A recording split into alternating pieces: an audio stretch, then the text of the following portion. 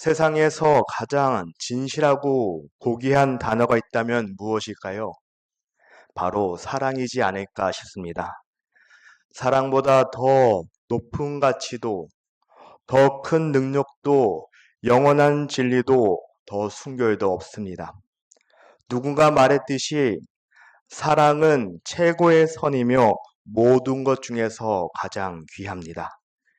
그래서 바울은 그런즉 믿음, 소망, 사랑, 우리 구역 얘기하는 게 아니라 이 세 가지가 항상 있을 건데 그 중에 제일은 사랑이라라고 하였습니다. 베드로 역시 무엇보다도 뜨겁게 서로 사랑할지라라고 권면하였습니다. 그리고 요한은 요한일서 전체를 통해 반복적으로 사랑을 강조합니다. 오늘 본문에서도 하나님의 사랑의 본질과 그에 대한 우리의 응답을 분명하게 보여주고 있습니다. 오늘 우리는 이 본문을 통해서 하나님의 사랑이 무엇인지, 그 사랑이 어떻게 나타나는지, 그리고 우리가 어떻게 반응해야 하는지를 알아가기를 원합니다. 준비되셨나요? 할렐루야. 7절입니다. 사랑하는 자들아, 우리가 서로 사랑하자. 사랑은 하나님께 속한 것이니 사랑하는 자마다 하나님으로부터 나서 하나님을 알고. 요한은 먼저 우리가 하나님의 사랑을 받은 존재임을 다시 한번 생각나게 합니다. 그리고 우리가 서로 사랑하자라고 권면합니다. 이 권면은 하나님의 본성에 대해서 참여하라는 초청입니다. 왜 그렇게 할까요? 그 이유는 사랑은 하나님께 속한 것이라고 말했기에 그렇습니다. 여기서 속한 것이라 라는 표현은 사랑이 단순히 하나님의 소유하시는 속성이라는 의미가 아닙니다. 사랑이 하나님의 본질 그 자체에서 흘러나온다는 뜻을 말하고 있습니다. 마치 강물이 샘에서 흘러나오듯이 모든 참된 사랑은 하늘에서 비롯된다는 것입니다. 하나님에게서 비롯된다는 것을 말하고 있습니다. 우리가 진정으로 사랑할 수 있는 그 마음과 능력은 하나님께서 우리에게 주셨고 주실 것이고 앞으로도 계속 주신다라는 말씀입니다. 우리의 인간의 사랑은 인간의 의지나 노력만으로 만들어지는 것이 아니라 하나님이 우리에게 주신 선물, 그것이 사랑이라고 합니다. 사랑하는 자마다 하나님으로부터 나서 하나님을 아느니라 라는 말씀은 참된 사랑이 하나님을 아는 인격적 관계에서 비롯된다는 것을 보여줍니다. 이는 단순히 우리가 머리로 아는 지식이 아닙니다. 하나님을 경험하고 삶 속에서 체험하는 관계를 통해서 알아간다는 것을 말하고 있습니다. 그러므로 누군가가 진실하게 사랑을 실천한다면 그는 하나님의 자녀이며 하나님을 진정으로 아는 사람이라고 말하고 있습니다. 결국 사랑은 무엇일까요? 바로 우리가 하나님을 알고 있다는 신앙의 가장 확실한 증거라는 것을 말합니다. 그리고 그 사랑은 교회 공동체 안에서 가장 분명하게 드러나야 합니다. 우리 교회 안에 사랑이 메마르지 않기를 바랍니다. 8절입니다. 사랑하지 아니하는 자는 하나님을 알지 못하나니 이는 하나님은 사랑이심이라. 8절은 7절과 대조적으로 사랑하지 않은 자의 모습을 통해서 사랑의 절대적 중요성을 강조합니다. 요한은 단호하게 사랑하지 아니하는 자는 하나님을 알지 못한다라고 합니다. 이 말씀은 사랑이 하나님을 아는 많은 방법 중에 하나라는 의미가 아닙니다. 사랑이 없으면 결코 하나님을 알 수 없다는 절대적인 진리를 선언하고 있습니다. 왜 그런가요? 그 이유는 바로 이어지는 구절을 통해서 분명히 나와 있습니다. 하나님은 사랑이심이라. 이것은 성경 전체에서 가장 깊고도 중요한 선언이며 성경을 관통하는 주제입니다. 하나님은 단지 사랑을 베푸시는 분이 아닙니다. 하나님 그분이 자신이 사랑이십니다. 사랑은 하나님의 수많은 속성 중 하나가 아니라 하나님의 존재 그 자체를 드러내는 본질적인 특성이라는 것을 말하고 있습니다. 그럼에도 불구하고 우리는 종종 이 사랑을 실감하지 못할 때가 참 많습니다. 이 광대한 우주 속에서 수십억 인구 중에서 하나에 불과한 우리 개개인을 하나님께서 정말로 사랑하신다는 것을 믿는 것이 쉽지 않을 때가 있습니다. 게다가 세상에 살아가며 너무나도 많은 고통과 아픔 그리고 어려움이 있습니다. 이런 현실 속에서 하나님은 사랑이시다라는 진리가 어떻게 우리 마음에 다가올 수 있을까요? 그러나 성경은 변함없이 선언합니다. 하나님의 사랑을 가지고 계신 분이 아니라 사랑 그 자체라라고 합니다. 이 말은 비유가 아니라 하나님의 본질적인 존재에 대해서 선포하고 있습니다. 요한은 지금 하나님의 많은 성품 중 하나를 설명하고 있는 것이 아니라 하나님의 존재의 중심이 사랑이라는 사실을 말하고 있습니다. 하나님의 존재, 깊숙한 곳에서 사랑의 관계, 사랑의 교제가 끊임없이 흐르고 있다라는 것을 말하고 있습니다. 하나님의 존재 안에는 사랑이 영원히 순환하며 흘러 넘친다라는 것을 말합니다. 하나님의 모든 성품도 사랑이라는 틀 안에 조화롭게 드러납니다. 하나님의 공의는 사랑에서 비롯됩니다. 하나님의 거룩함도 사랑에서 흘러나옵니다.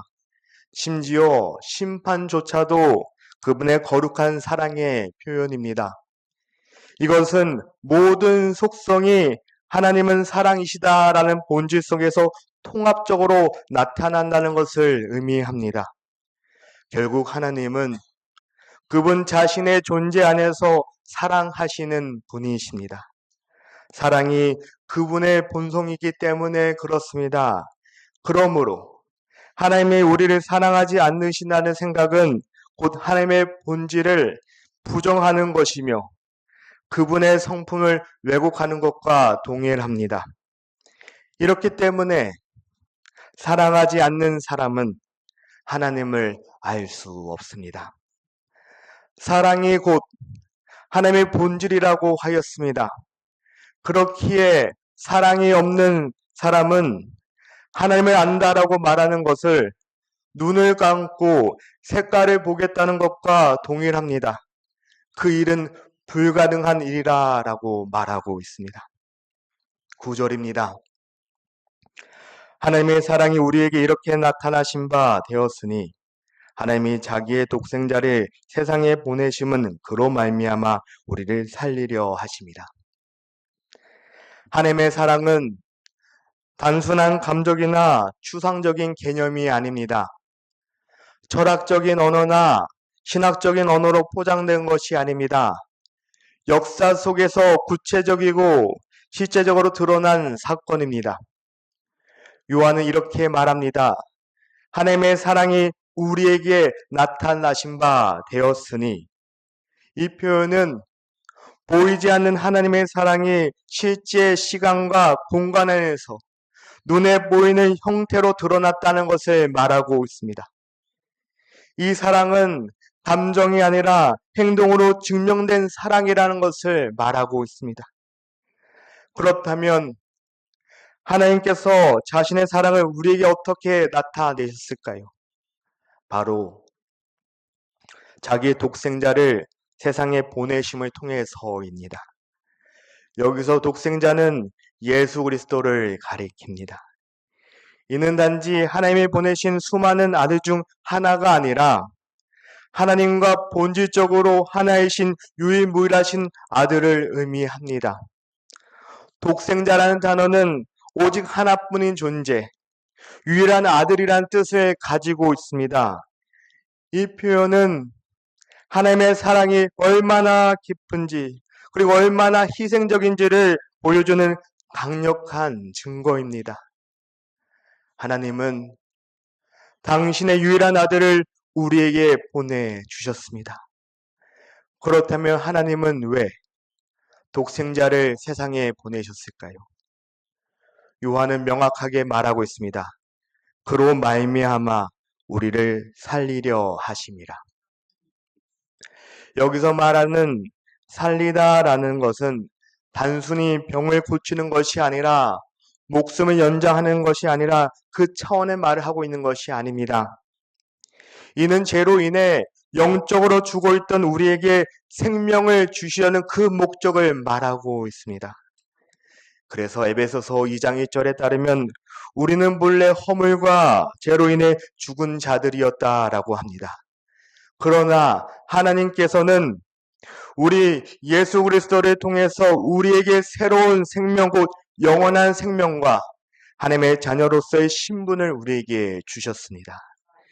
이것이야말로 하나님의 사랑이 얼마나 깊고 완전한지 보여줍니다.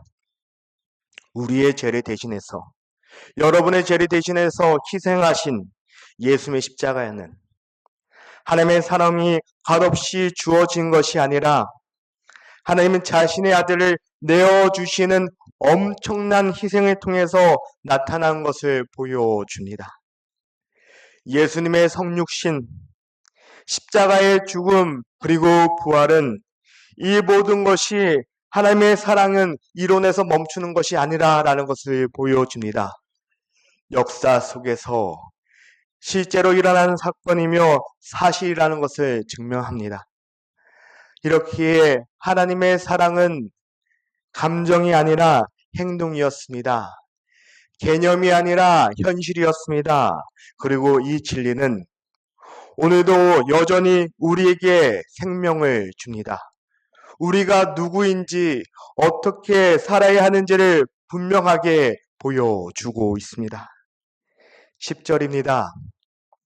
사랑은 여기 있으니 우리가 하나님을 사랑하는 것이 아니요 하나님이 우리를 사랑하사 우리 죄를 속하기 위하여 화목제물로 자기 아들을 보내셨습니다. 이 말씀은 참된 사랑이 무엇인지 성경이 직접 정의하는 구절입니다. 세상에는 사랑에 대한 수많은 정의와 관점이 있습니다. 하지만 성경은 이 한 구절로 그 사랑의 본질과 출발점을 명확하게 밝히고 있습니다. 요한은 먼저 사랑은 여기 있느니 라고 선언합니다. 이는 진짜 사랑이 무엇인지, 어디에서 비롯됐는지를 분명하게 알려주는 그 강조하는 부분입니다. 사람들은 흔히 하나님을 사랑하는 것으로부터 신앙이 시작된다라고 생각합니다. 그러나 성경은 정반대로 말하고 있습니다. 우리가 하나님을 사랑하는 것이 아니라 이 부정적인 표현은 사랑의 시작이 결코 우리 안에 있지 않다는 것을 말하고 있습니다.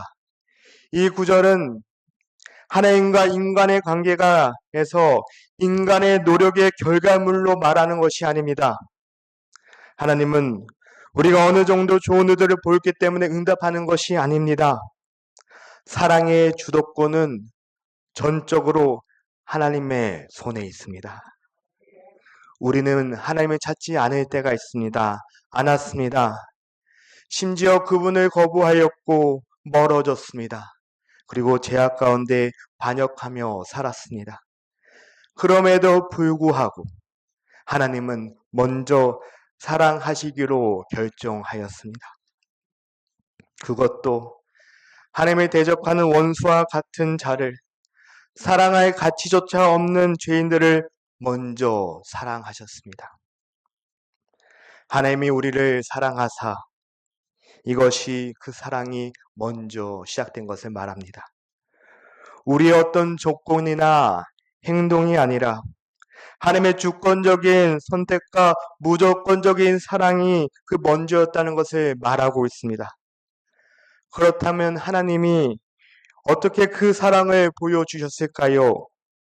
우리 죄를 속하기 위하여 화목제물로 자기 아들을 보내셨습니다. 여기에 복음의 핵심이 담겨 있습니다. 속하다는 말은 죄값을 대신 치른다라는 뜻을 의미합니다. 화목제물은 하나님과 인간 사이에 막혔던 담을 허무는 행위 제사를 의미합니다. 인간의 죄는 거룩하신 하나님의 관계를 단절시켰습니다. 그리고 그 죄값은 죽음이라는 형벌이었습니다. 그렇게 우리는 누구나 다 죽음을 겪게 됩니다. 그러나 하나님께서는 그 죄의 문제를 해결하시기 위해서 자기 아들 독생자 예수 그리스도를 희생제물로 보내셨다는 것을 말하고 있습니다. 예수님은 여러분의 죄를, 우리의 죄를 대신하여 그 죄값을 담당하셨고 하나님과 우리 사이에 다시 화해를 잇는 길을 열어주셨습니다. 이것이 바로 하나님의 사랑이 얼마나 깊고 귀한지 보여주는 구체적인 증거입니다. 이 사랑은 감정이나 이론이 아니라 실제로 고통당하고 피 흘려 죽으신 예수 그리스도의 십자가에서 가장 분명하게 드러났습니다. 사랑은 단지 부드러운 감정이 아닙니다. 사랑은 대가를 지불합니다. 희생을 감수합니다. 하나님께서 보여주신 참된 사랑은 사랑받을 자격 없는 우리를 위해서 가장 소중한 것을 기꺼이 내어주셨습니다. 우리가 아직 죄인이었을 때, 아직 하나님을 거역하고 외면했을 때, 하나님을 몰랐을 때 하나님께서 우리를 먼저 사랑하셨다라는 것입니다. 이 사랑은 어떤 조건도 자격도 요구하지 않은 무조건적이고 주도적인 사랑이었습니다. 그러므로 사랑의 진정한 적이는 자격 없는 우리를 위해서 가장 귀한 것을 내어주신 그 하나님의 사랑입니다. 그렇게 11절 사랑하는 자들아 하나님이 이같이 우리를 사랑하셨은즉 우리도 서로 사랑하는 것이 마땅하리라. 하나님의 그 사랑을 받은 우리가 그 사랑에 어떻게 응답해야 하는지를 분명히 보여주고 있습니다. 본문은 다시 한번 사랑하는 자들아 라는 호칭으로 시작합니다. 이 절은 7절과 같은 표현이지만 이제는 더 깊은 의미를 담고 있습니다. 우리는 단지 하나님의 사랑을 받았을 뿐만이 아니라 그 사랑의 실체와 깊이를 깨닫는 자입니다. 사랑하는 자리라는 호칭만 부름받은 것이 아니라 그 의미가 무엇인지 우리는 아는 자들입니다. 하나님이 이같이 우리를 사랑하셨은즉 이라는 말씀 안에 이같이는 바로 앞에서 요한이 말한 하나님의 구체적이시고 희생적인 그 사랑을 가리키고 있습니다. 하나님께서 자신의 독생자 예수 그리스도를 이 땅에 보내셨고 화목제물로 삼으심으로써 우리의 죄를 속하신 그 사건은 바로 십자가 사랑을 다시 떠올리게 합니다. 이 고난은 단순한 인간의 연민이 아니라 성부 하나님의 의지이며 희생이 담긴 결정이었습니다. 하나님의 사랑이 이처럼 거룩하고 고통스럽고 무조건적인 사랑이었습니다. 그러므로 요한은 이어서 말합니다. 우리가 서로 사랑하는 것이 마땅하니라. 이것은 단순한 도덕적 명령이나 종교적 의미를 말하는 것이 아닙니다. 하나님의 사랑을 받은 자라면 자연스럽고 당연한 응답인 것을 말하고 있습니다. 마치 높은 곳에서 낮은 곳으로 흘러내리는 물처럼 하나님의 사랑이 우리에게 임했다면 그 사랑은 우리를 통해 다른 사람에게 흘러가야 한다는 것을 말하고 있습니다. 사랑은 받은 자에게서 나와서 반드시 흘러가야 하는 것을 말합니다. 여기서 마땅하다라는 말은 단순한 의무를 넘어서 특권이자 책임을 의미합니다. 하나님의 사랑은 우리에게 사랑할 수 있는 능력과 기회로 선물로 주어졌다라는 것을 말합니다. 그러므로 서로를 사랑하는 일은 우리에게 있어서 무거운 짐이나 부담감이 아니라 오히려 하나님의 성품을 닮아가는 은혜의 통로라는 것을 말하고 있습니다. 우리가 정말로 하나님의 자녀라면, 여러분들이 정말로 하나님의 자녀라면 우리는 아버지 하나님을 닮고자 하는 것이 당연하지 않겠습니까? 요한은 그것을 서로 사랑하라라고 말합니다. 이 사랑은 일반적인 사랑을 말하는 것이 아닙니다.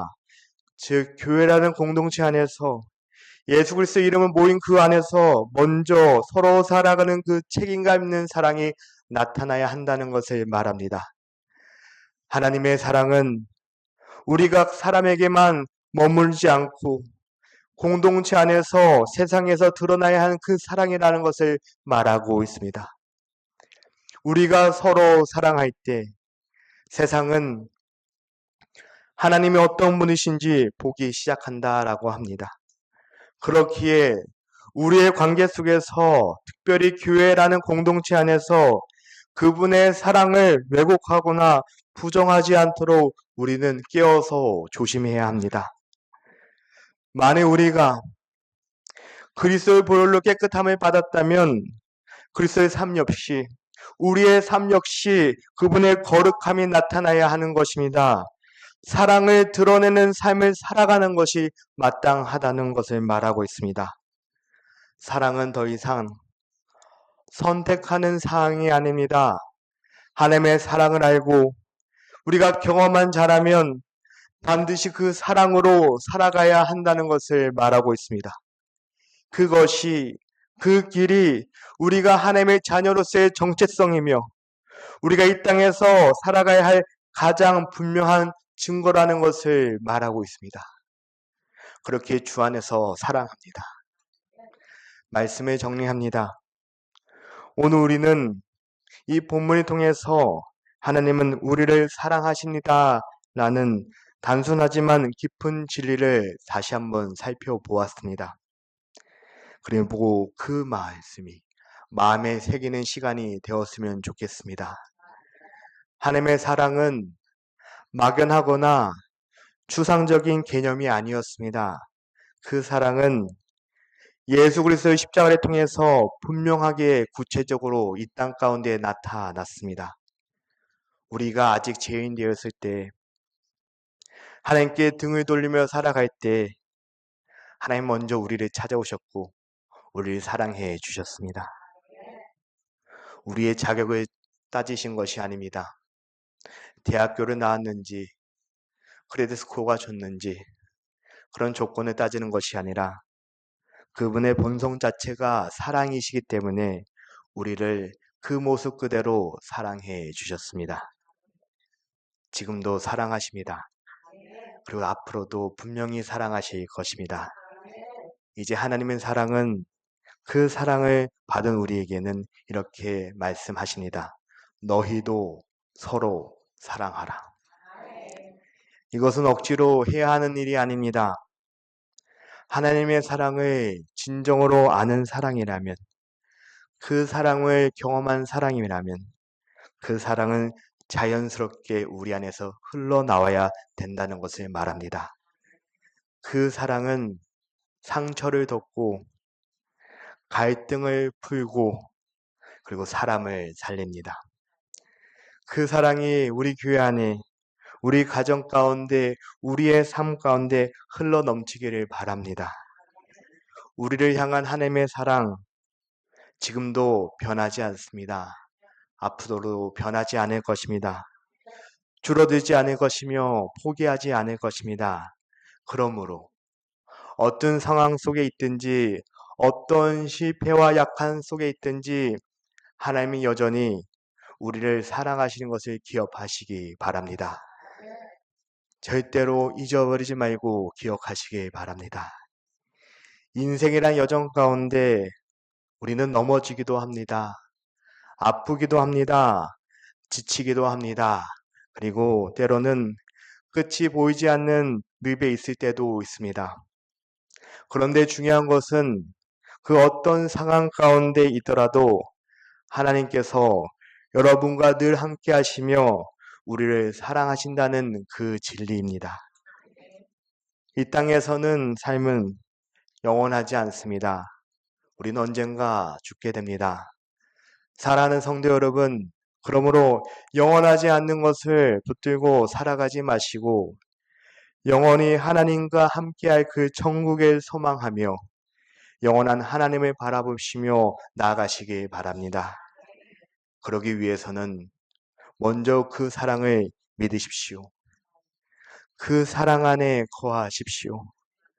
그리고 그 사랑을 사랑하는 이웃과 가정과 교회 안에 흘려보내는 삶을 사십시오. 우리가 서로 사랑할 때 세상은 하나님이 누구신지 보기 시작할 것입니다. 이것이 바로 주님께서 말씀하신 너희가 서로 사랑하면 이로써 모든 사람이 세상이 너희가 내 제자인 줄 알리라 라는 그 말씀의 의미입니다. 하나님은 오늘도 이렇게 말씀하시는 듯 합니다. 내가 너를 사랑한다. 그러니 너도 사랑하라. 이 사랑에 응답하는 삶을 살아가시길 바랍니다. 오늘 하루, 이번 한 주간을 살아가면서 우리의 모든 삶 가운데 하나님의 사랑을 끊임없이 경험하고 우리 삶 가운데 그 사랑이 넘치는 것을 넘어서 흘러가기를 주님의 이름으로 간절히 축원하여 드립니다. 주님으로 여러분을 사랑합니다. 저보다 하나님께서 여러분을 더 사랑하실 줄 믿습니다. 기도하겠습니다.